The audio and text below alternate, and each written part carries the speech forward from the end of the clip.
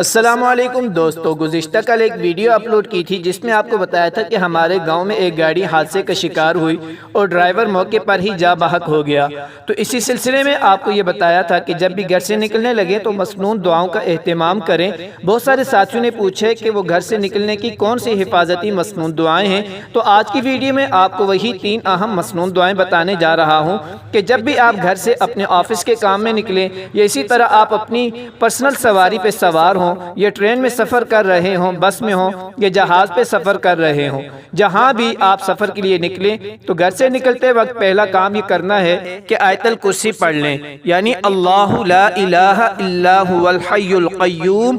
لا تأخذہ سنۃ ولا نوم لہ ما فی السماوات وما فی الارض من ذا الذی یشفع عنده الا بإذنہ يعلم ما بين أيديهم وما خلفهم ولا يحيطون بشيء من علمه إلا بما شاء وسع كرسيه السماوات والأرض ولا يؤوده حفظهما وهو العلي العظيم۔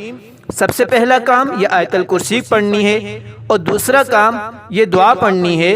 بسم اللہ توکلت علی اللہ لا حول ولا قوة الا باللہ۔ اور اس کے بعد جب آپ گاڑی پہ سوار ہو جائیں تو یہ دعا پڑھ لیں، سبحان الذی سخر لنا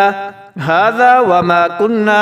لہ مقرنین وانا الی ربنا لمنقلبون۔ تو یہ تینوں مسنون دعاؤں کا اہتمام کریں، آیت الکرسی، گھر سے نکلنے کی مسنون دعا، جب گاڑی پہ سوار ہو جائیں تو یہ مسنون دعا سبحان الذی سخر لنا،